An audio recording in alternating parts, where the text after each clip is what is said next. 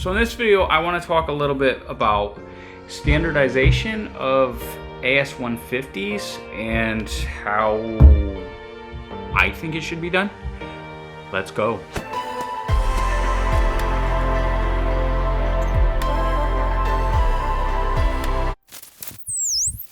This video is brought to you by these patrons. Thank you for your support. Welcome back to the channel. If you're new here, consider clicking the subscribe button. We are all over the place. So today we are discussing the AS150s. These are for larger, higher current FPV operations. Sorry about the shake. I'm using the kitchen table and I haven't filmed here in a long time. But I want to discuss how to connect these things, or how I connect them. I don't know if there's ever been like a standardization of how people should be hooking these up, but I have the way that I do it. I'm going to share that with you today, and I'm going to share you kind of why I feel I do it the way I do. So if we're looking at these, first things first, I've got the batteries. Now these are 6S batteries. These are 25 volts or something, 26 volts fully charged. So these are not something you want to screw around with. These are also 4,000 milliamp. That's these cause a big mess if they decided to arc or whatever. So first things first, like on these batteries, well, let me get into the two sides for those of you who may not know, but there's a male and a female side to AS150s. So if we look here, and I guess this one's a bad side to show you, so let me show you this side. So if we look here, you can see this one with the solid piece here, that's the male side. Okay, but this other side has a male side as well, even though it's hollowed out. Now, if you look here, these are the female ends. Okay, so you've got the larger kind of, and it's cut like in a pie shape so that it can expand and contract. And you get a nice good fit. So if they start fitting loose, you can kind of squeeze those down and then it will tighten up again. So what I try to do, or what I do is, and this goes for most all batteries, is I put the female side on the actual batteries. So here's the battery, I've got the female side here.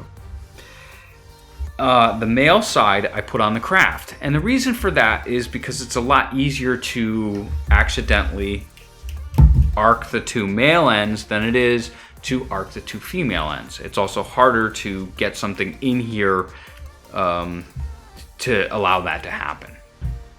So I decide to put the female ends on the batteries. Now, I think that's fine like that. Let's go with standardize that. But in a situation where we want to run 12S, many of you are never going to do this, but for us X-class guys, I'm running a pair of 4,000 milliamp hour batteries for one flight. So I need to hook that up in series. And for those that don't know, series is we need to take our positive, then we need to take our negative, hook it to the positive of the other battery, and then we've got our negative here, and then we've got our positive here. And then these are what we hook to the craft. So now if we're going with any kind of standardization, we've just put the female ends on the battery, how are we supposed to connect this positive to this negative? So that's where I came up with this guy. And you know, this is simple, this isn't rocket science or whatever, but I made a double end male. And I'm sure they sell these in porn stores. But this is for batteries. So what I can do here is, okay, we're gonna consider this our positive wire. I'm gonna take our negative, I'm gonna plug, this is the male into the female, and then I'm gonna take this one here, the positive of the other battery, and I'm gonna take the male and feed it into the female here.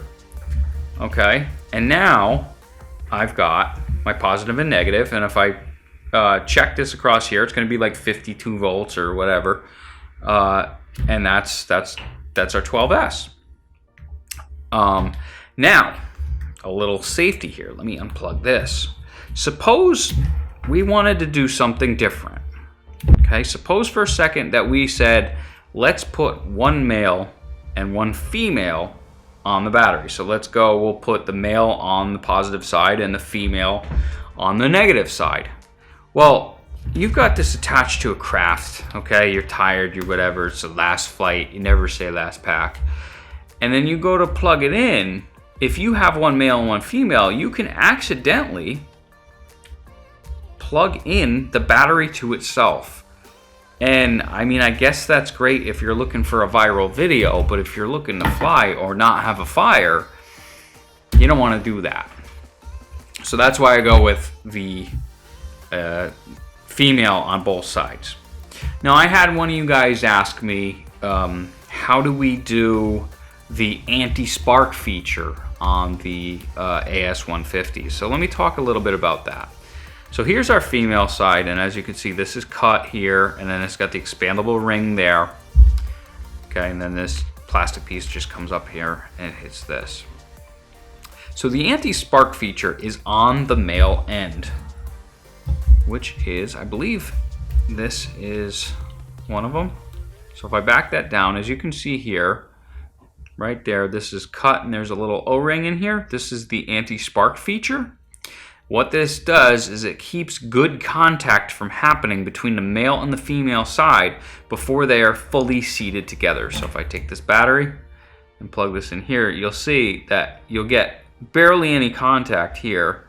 It kind of breaks contact as it goes in. Okay, so we got, it kind of breaks contact right there, and then once you feed it in here, now you've got full contact. Of course, this goes in further, but they are difficult to remove. So the way I do it is I put the anti-spark feature on the positive, just like that. So when I hook this up for 12S, and I'll show you 6S just for the hell of it too. For 12S, okay, I'm going to take our negative. We're going to hook this to the craft. Okay, so if we pretend for a moment that's hooked to the craft, we're going to take our positive off of battery 1. We're going to put our little double male dildo thing here and hook that to our positive here. Then we're going to connect that to the negative of battery 2. And then we're going to take the positive of battery 2 and connect that to the positive of the craft. And what that does is you're going to have the positive, the anti-spark feature on the positive, so when you hook that up, you're okay and you're not going to get a spark. If for some reason you hook that up and hook this up, you're going to get your spark. So you always want to connect the anti-spark last, because that's what's making the final connection that's going to allow current to flow. Now, if we're going to do this with 6S, or just one battery, it's going to be way easier.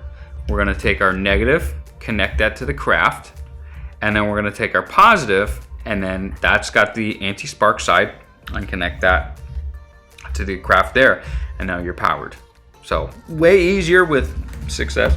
Excuse me. Way easier with 6S. Not too bad with 12. Then you can get some kind of crazy convoluted if you wanted to run, this is 8,000 milliamps. If you wanted to run 16,000 milliamps, you could do something where you connect these in series, and then you connect your other two in series, and then connect them in parallel.